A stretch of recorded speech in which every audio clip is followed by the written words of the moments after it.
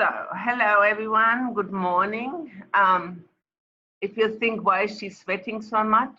I came from very, very cold England to Brazil. There's been some time with Medrado here. I had made a list about 50 questions I wanted to ask about Medrado's time as a physical medium, as a full materialization medium, how it felt, how it got there, blah, blah. Unfortunately, it's Carnival. Nothing works in Brazil properly. So I will record it during the week and maybe use it next time, because I think it is very interesting to actually look at all the mediums, but at people, not, oh, you know, they're medium, they can give us something, so let's just use that. And when we don't like it, what the spirit people do, what the medium does, let's just destroy them. That needs to stop. That's ridiculous. So I'm trying to have set questions on the person behind the mediumship.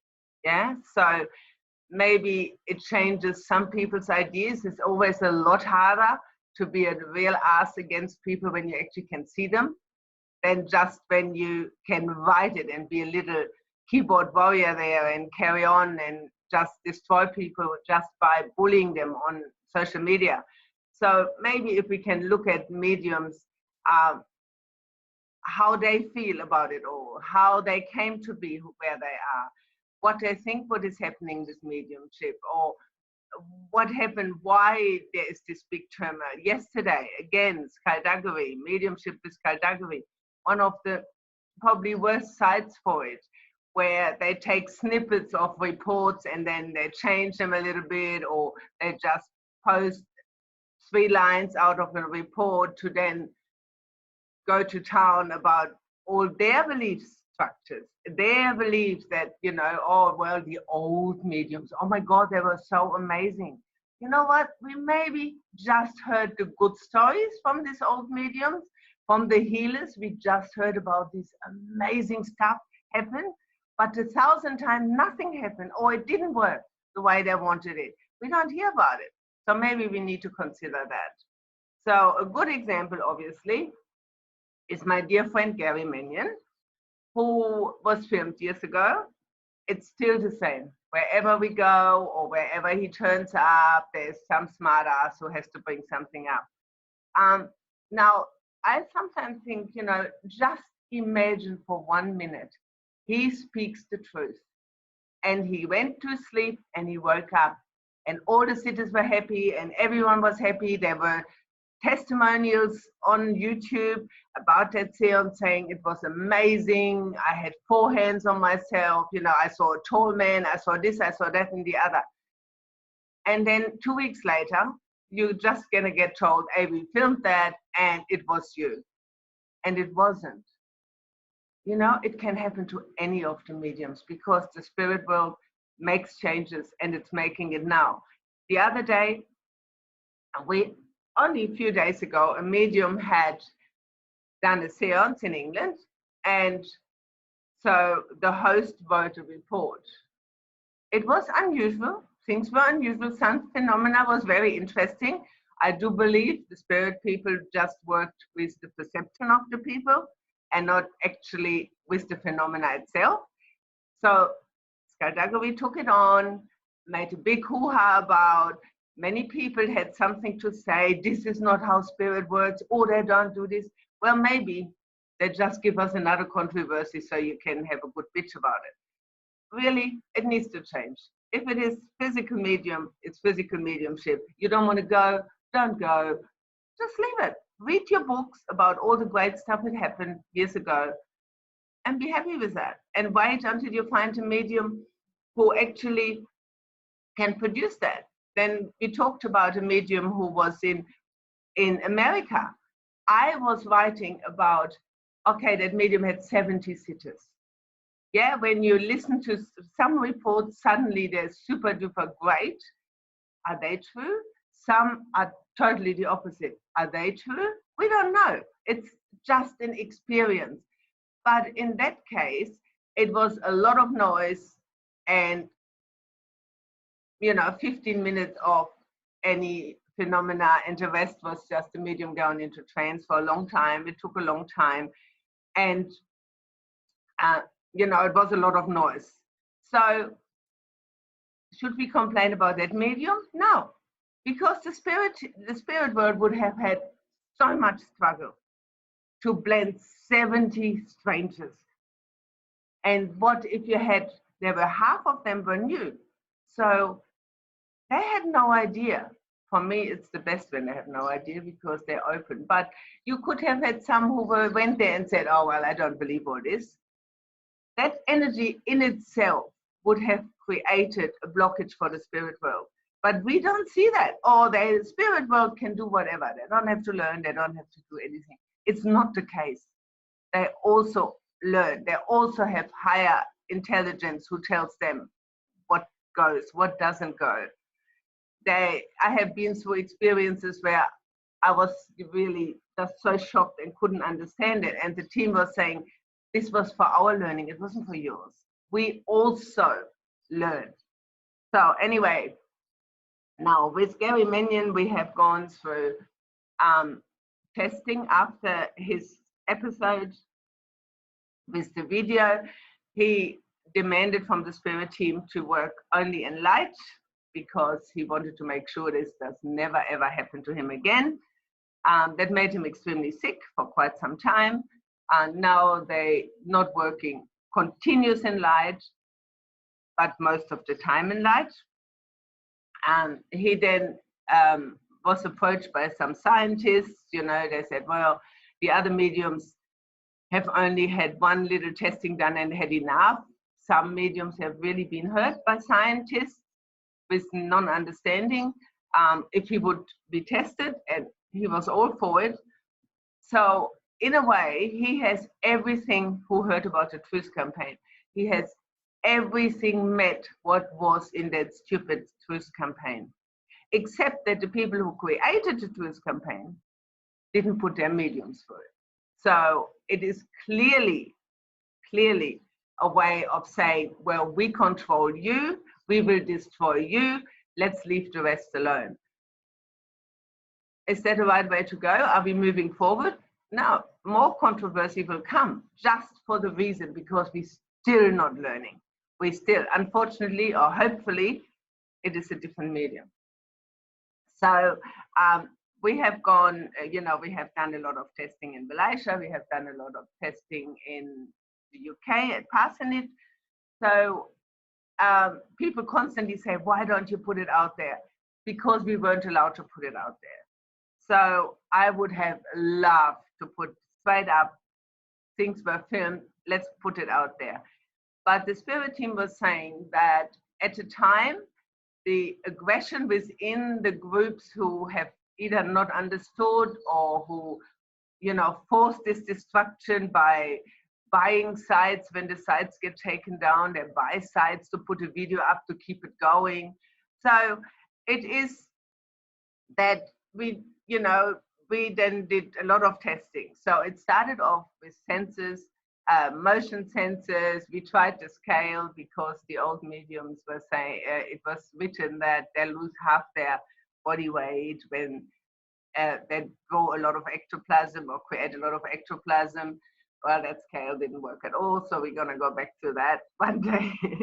We measured the pulse when the ectoplasm is present. The pulse of the medium goes down to about 8 beats. We did it by hand. Being a nurse, I can take a pulse. But we also going to use an electronic device next time. In May, we again have another week of testing. So we used a lot of sensors, or the scientists used a lot of sensors, motion sensors.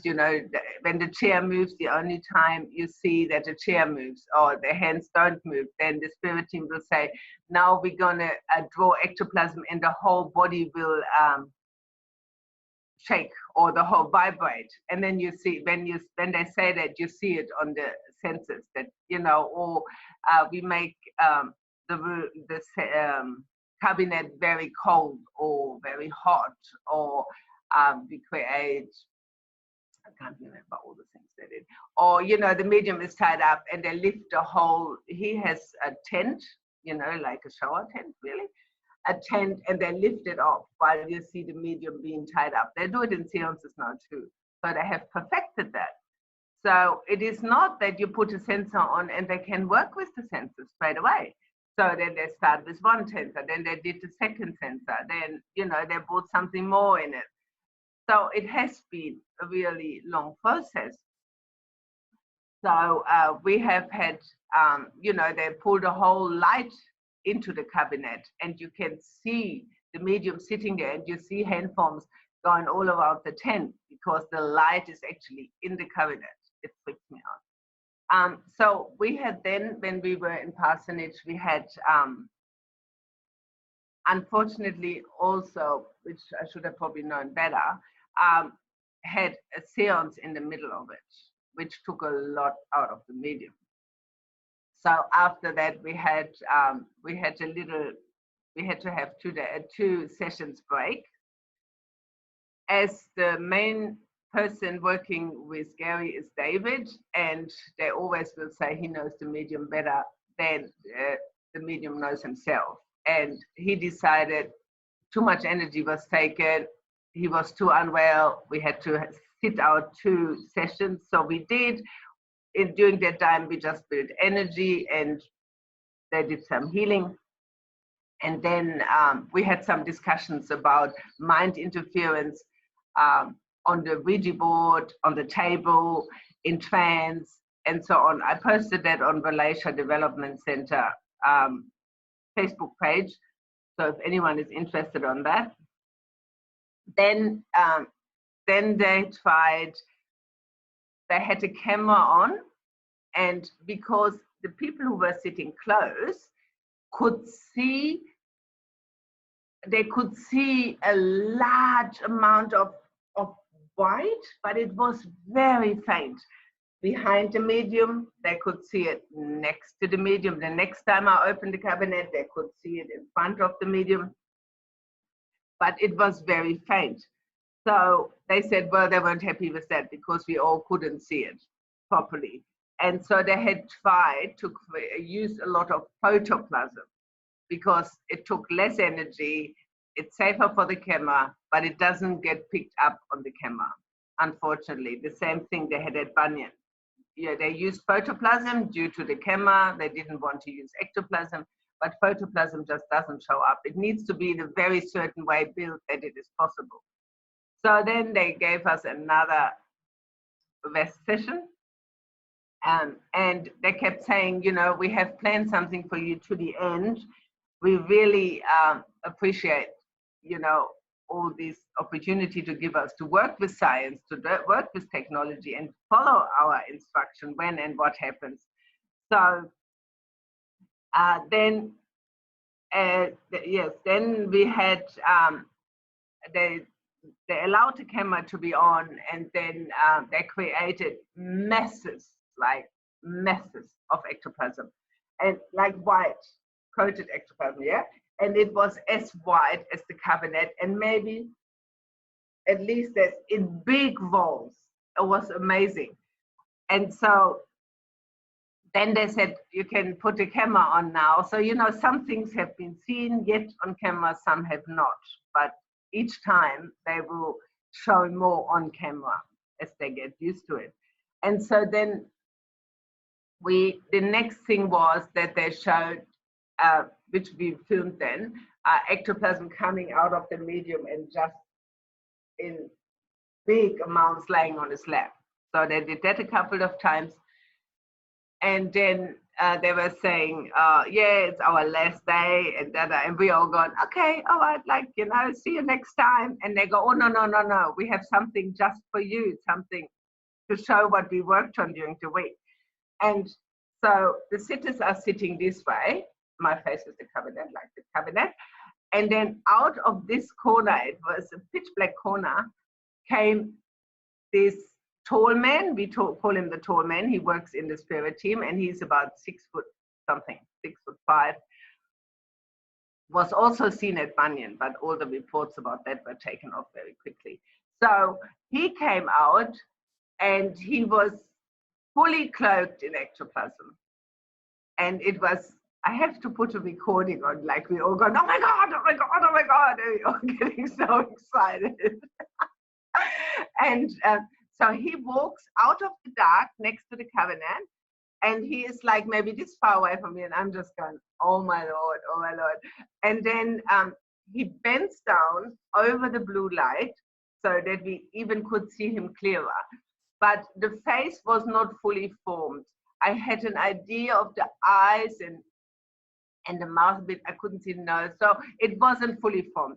Anyway, he went down, he went up and down and up, and then he moved back into the dark. And I mean, you know, the dark, like next to the cabinet, was only maybe half a meter. It was like he moved, I don't know, moved through the wall or whatever. There was no sound. It was just moving back and unable to see him. So it was so cool. And so they were explaining, and they have explained it before, because we had a lot of half materialized forms come out of the cabinet, and one actually was able to, that was in relation to be seen. The face was clearly seen, and it was a Sitter's dad, and they could recognize him, and it was the dad's passing day that day. And so I think they did it for that sitter. And the guy tried to speak, yeah? So the mouth was moving, and then Jimmy goes, he can try as long as he likes until we build a voice box, no talking. So that's the next steps. So with this form we saw on Sunday, they are saying, okay, this is the veil now. So then they will transfer or create or build the loved ones' faces within this veil, yes? So that people can see their loved ones. And so that's the next step. And then the voice box comes so they can speak. So it's step by step. Might be another year, might be another 2 years, might be in May, who knows? But it doesn't really matter because we have plenty of time. So that was our excitement. Karen and Jen, who are on here, I think today, they were there. So if you want to ask them something later. The next thing, what is I find even more exciting, really, is healing. Obviously, Gary has been quite a successful healer or channel for healing over the last 12, 13 years. Mind you, Bunyan tried to destroy that as well by ringing, you know, by contacting all the clinics and say, you need to not work with him anymore, or you are fraud as well, and all this crap.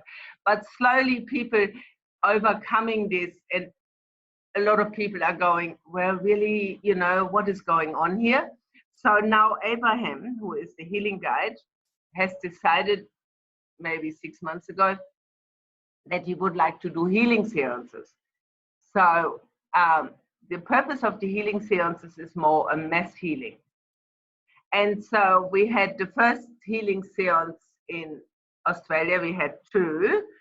And because Gary has this thing that he hands over his body from here, you know, from here down, but he always wanted to be aware. Yes, I think it's a little bit, you know, he doesn't want to be taken out standing there on top of a stage or in a class or wherever he is. So the healing seances are now the physical team working with the healing team. And the Abraham now is in the position to, or first Jimmy will come, and it is like in a normal seance, they're taking Gary out, like totally out, as they would do in a physical seance. And then Abraham will either use the form as a trance puppet to come into the room, or the couple of times now I have heard the medium in the cabinet and Abraham speaking in the middle of the room. So he will, I would say, because it's in the dark, that he materializes his hands and voice box. I don't think they would waste all that energy on him to be fully materialized. But I never actually, that's what I think of it. I have to ask him about that. So now, like, maybe you ask Karen later about this. So the last healing seance now, as they start to perfect it, they bring, Mrs. Barnaby will come. She will bring information about loved ones. Then they will take the sitters within the room, put them in the middle of the room, and then bring the loved ones from the spirit world, their consciousness, their intelligence within the room, and then they do healing this side and that side, so to speak. Because just because they passed doesn't mean they're not feeling all the anguish the people have they left behind. Often it is with people who, you know, this last one was about mothers, to resolve issues with mothers, to blend that energy better again, and, you know, and make amends. Or the time before, it was young ones who had taken their own life, which is then the guilt factor here, the guilt factor there. So they're working with that. And then Abraham always will say, I use all 20 energies as one energy. So there are phases now. There is, the first phase is oh my God, no, you see, I can't even, maybe you have to ask Karen, I can't even remember. There is a phase where we work with the other world and us. There is a phase where they work with absent healing and us, where we bring, so in one, the sitters all bring loved one forward. In one, they send absent healing to people who need it. And then everyone has a water bottle, and they change the vibration of the water to match the person who owns this water. It's like a blueprint for health, really. So, and then there is a phase where they want to create a port. Now that's going to get skullduggery going. They want to create a port where they use them like a reminder for the blueprint, so to speak, for the person. They haven't done that yet. I don't think they will do it through the medium. I still think they bring them in. And there is another phase. You have to ask Karen. I can't quite. The drawing phase. Sorry? The drawings. Oh, yes. And we believe that they are trying, that is also in the making, hasn't happened yet, to do drawings of the loved one via the medium in the cabinet. So it's just, have I forgotten something, Karen, with the healing seance? No, I don't think you want so. to talk about that? Well, there's about 20 people in the room. They're sitting in the power and releasing it. Yeah, that's sending it out to the loved ones. Mm. There's about 20 people in the room, and one person's called into them. Oh, no. Then Abraham said to me, this is my experience. Abraham said to me, I said to the group, this is for the mothers in spirit are coming through for the sitters today. And I have a lady that passed not so long ago, which my mum did just before Christmas. And I still have her ashes. We haven't done anything with them yet. And he said she died on the 23rd of December, which she did. And her name is Patricia Mary Johns. It is. She died 3 days after your father's birthday, the 21st of December. Roy, it is. And I said, that's my mum. Well, anyone knows me, I cry constantly. So I'm sobbing. I start crying. I'm asked to sit in the middle, so I sit in the middle. And then he brings out some information about another lady's mother. Well, it happened to be Sandy England's mother. And the information is very, very private. There's nothing put on public or anything like that. So Sandy came and sat with me. So one was facing away from the cabinet, and Sandy was facing to the cabinet. And then Abraham started with me first, and then he brought through all this information about my mum and my dad. My mum and dad were in the room. it's hard to explain. It's hard to explain the feeling in the room. The feeling in the room is really intense. It's got lots of love and lots of power. Everyone is affected by the emotion or the love in the room. All the people down the side of me, of course, I'm bawling my eyes out. My mum had only just died, and I haven't spoken to my dad since I was 22, so I was sobbing. And I'm a medium, and they never come through. All the people down the side of me were all crying. Absent the men, the women, they were all crying because everyone could really relate to this, and everyone could really relate to the emotion in the room. And whether they were crying for me or they were crying just as a release for themselves, it's nothing like I've ever experienced. This is, for me, brand new mediumship. People in the spirit world are coming through. The sitters there, and they're physically united. My parents felt like they were standing right in front of me, and basically it was because both my mum and my dad died of bowel cancer, and so unless they were almost saying that they were taking away the possibility that could genetically come to me. And so they were both there united for that, which will be really interesting. If I get it in 20 years' time, you'll know what's going on. But the whole room stops and it's quiet and everyone just sits in the moment. And I really don't think I've ever been to a seance where I can honestly say that love and the emotion is so intense. I cried all the way through. I cried all the next day. I don't care. It was just perfect. That was my experience. Yes, it is. I believe from what Abraham's plans are that this will be something what will maybe mainly be worked with Gary's mediumship. I have the impression also that maybe it goes away from a physical seance, 20 sitters. I heard others have 70 sitters. That's very interesting. So to maybe being all about the healing, bringing the loved ones in the room, we can see them, drawing them, bringing all the evidence from the loved ones, really bring them in the room for healing.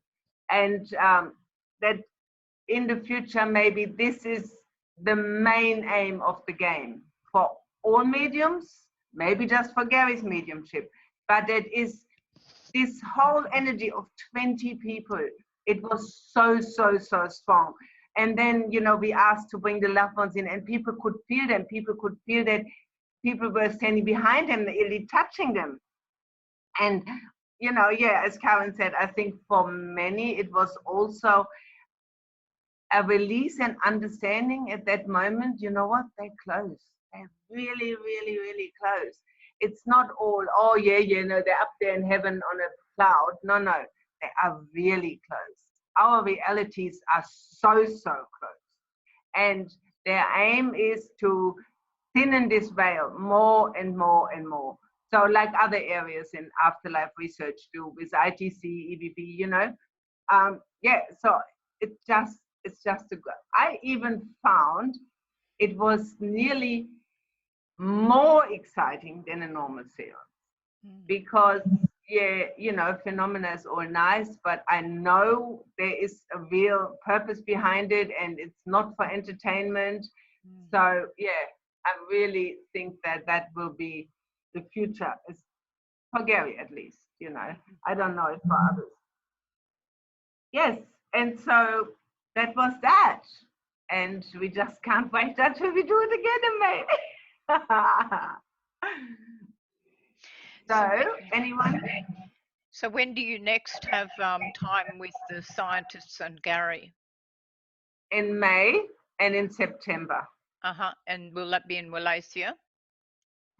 Hopefully, maybe July is in Malaysia, but May is in Parsonage and September is in Parsonage, because in Kai also has a week in Parsonage. In September, he has the first week, Gary has the second.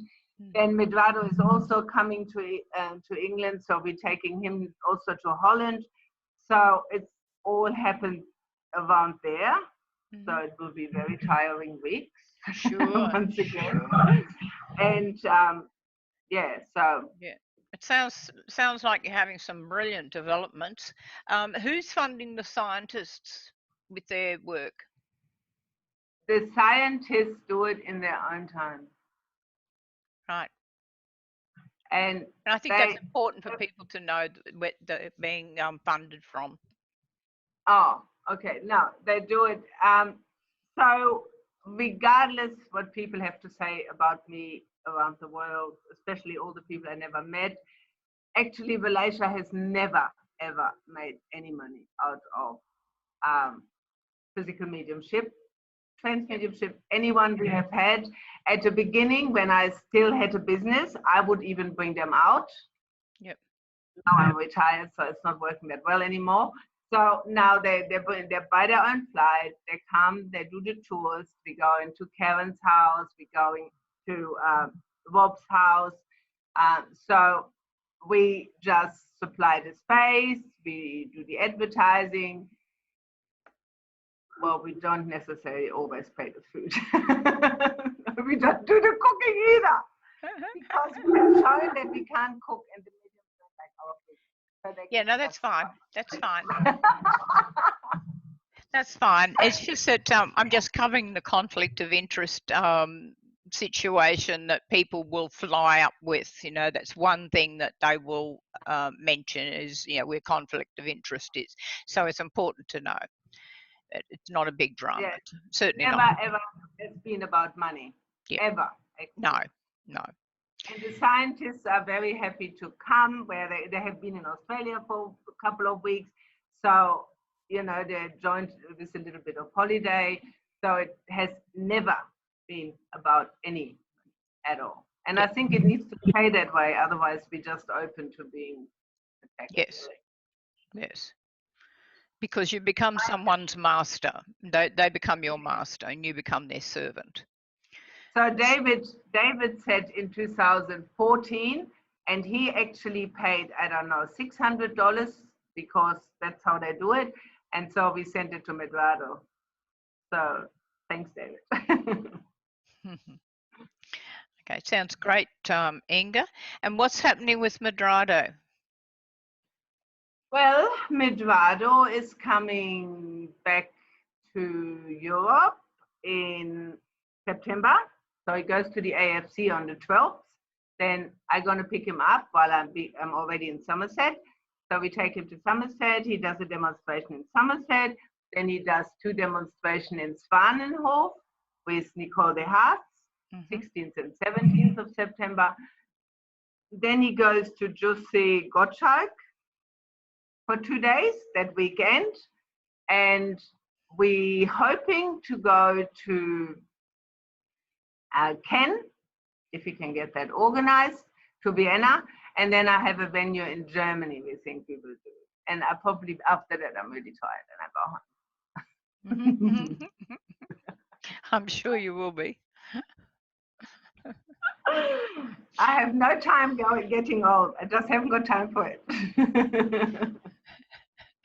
So I'm going to unmute everyone so that you can ask questions of Inge. So you should be all unmuted. If you're not, please unmute yourself. So please go ahead and ask questions of Inge. I got one for you, Inge. So what did the scientists get recorded this time around? Do you know? They got, I believe, you see, I haven't seen it because he takes it all to analyze it in sound. So it's, you know, it both start at the same time and there's so much he does. But I think large amount of ectoplasm being extruded, I think.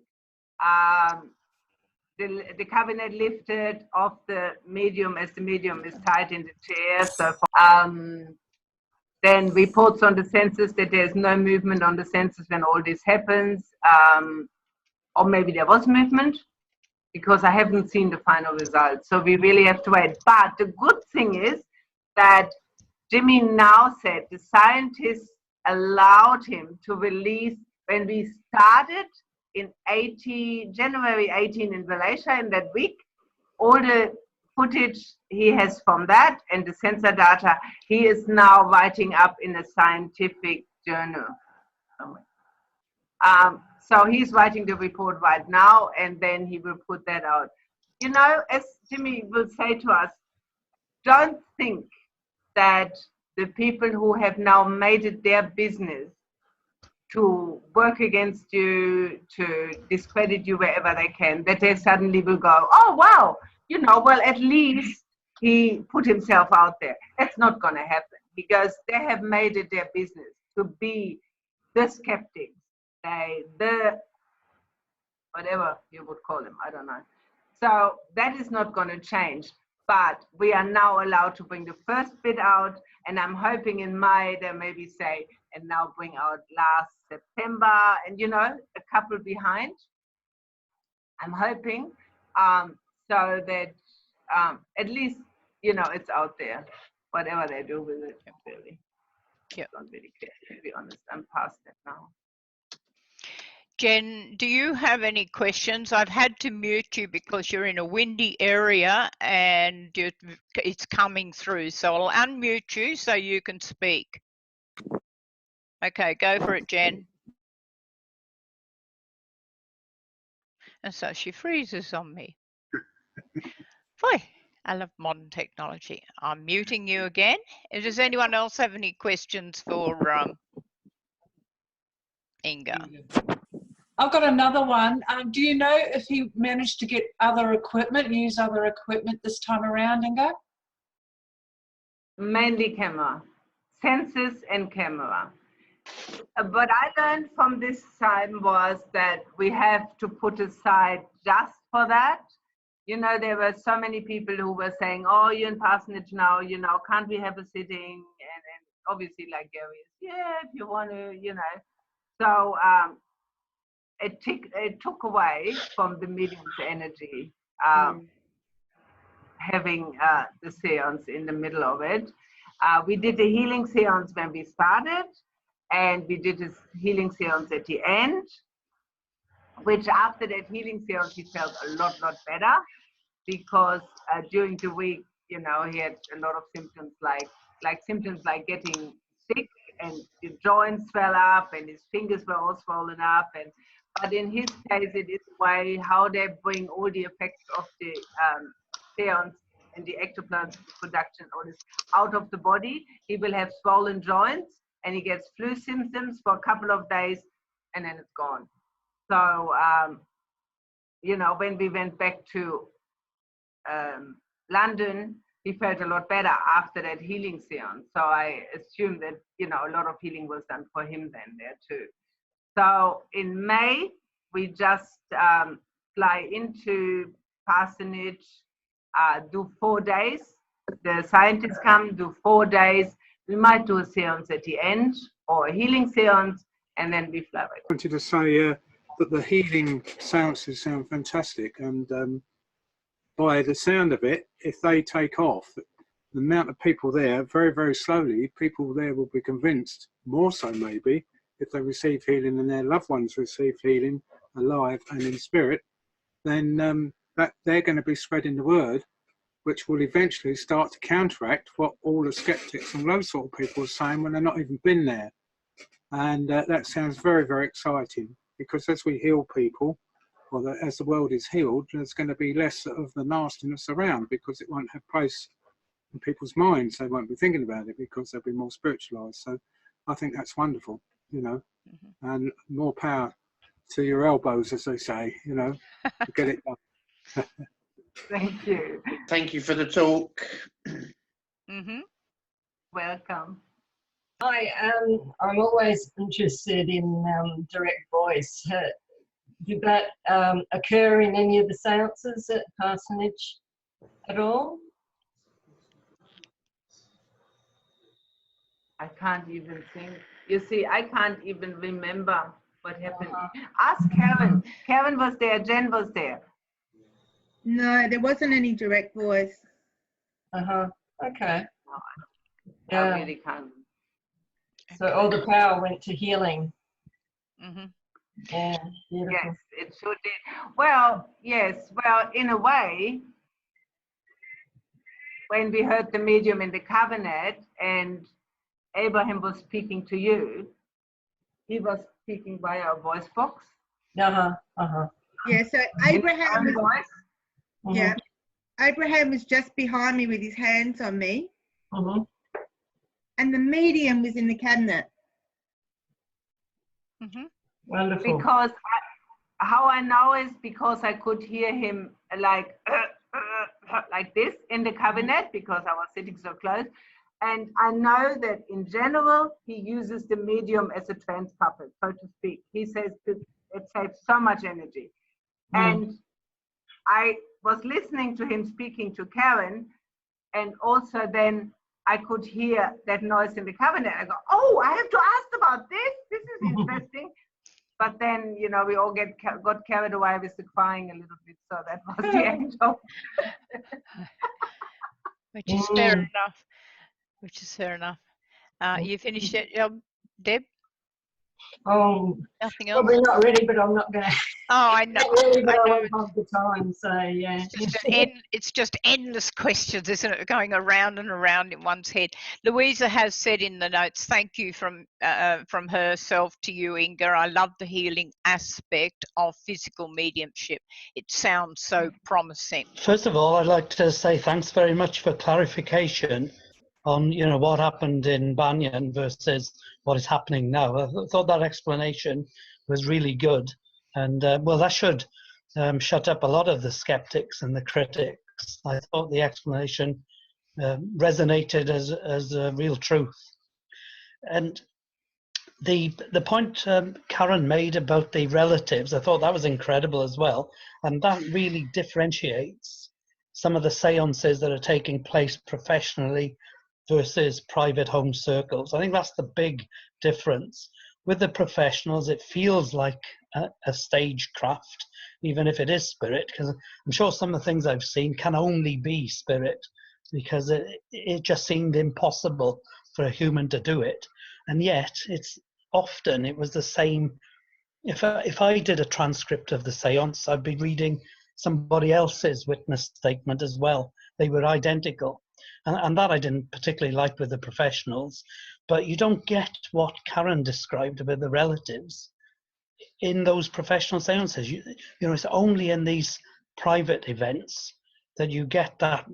And that is the quality of working with spirit, is that the truth of the power of the emotion that comes through.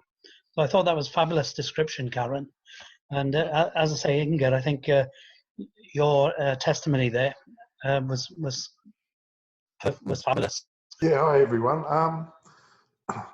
Two experiences come to mind. The first one was probably at a time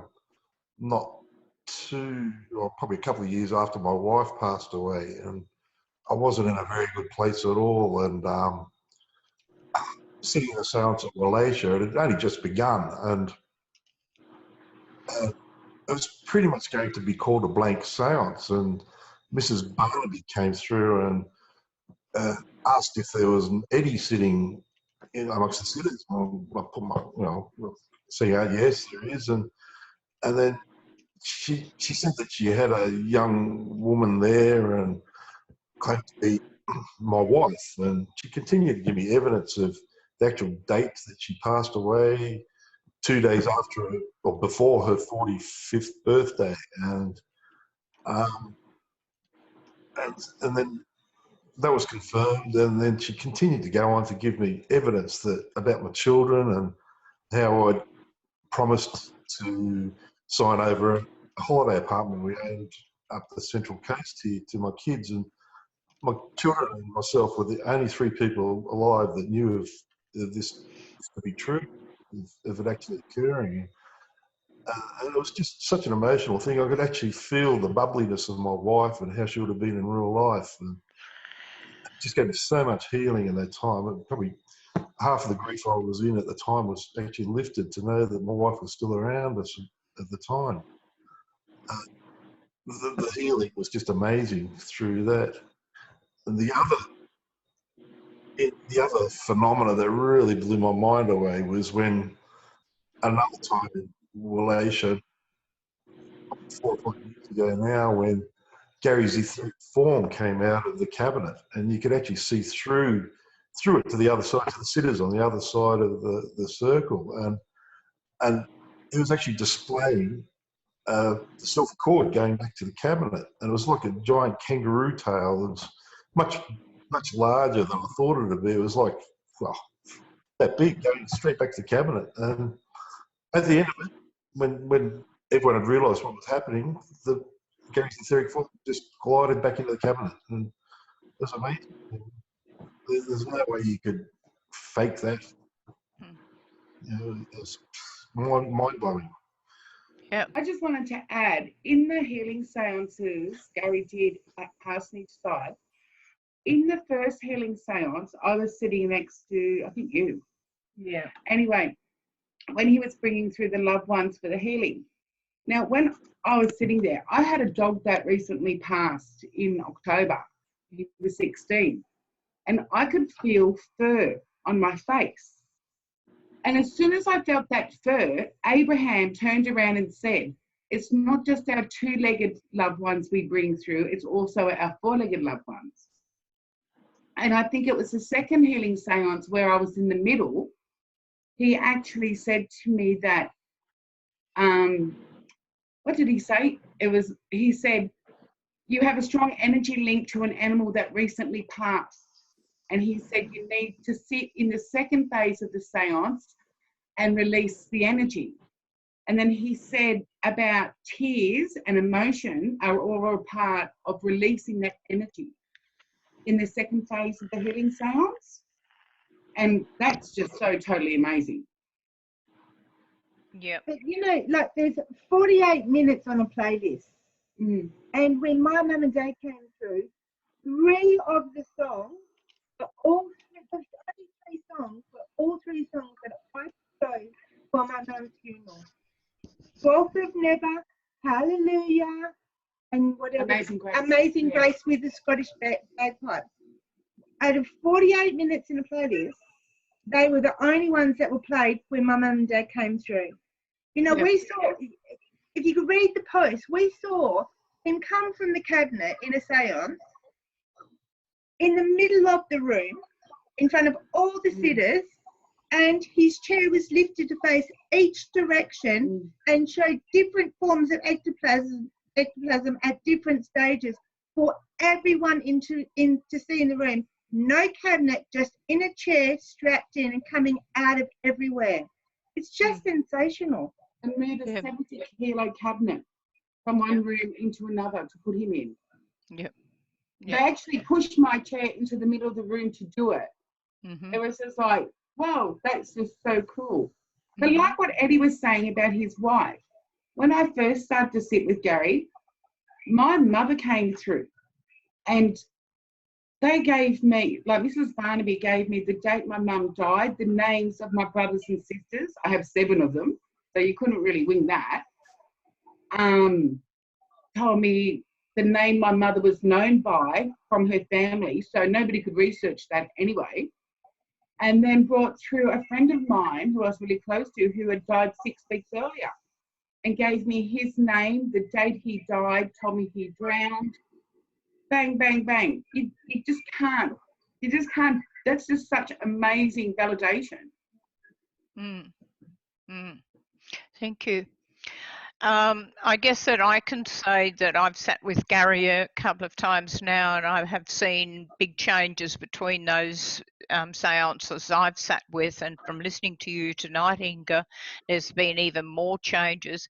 But for me, I was there the night that the face came from the bottom of the tent and through the tent, and had very little form on its face, and as it bent down to the blue light, each time it came up there was more formation came into the face.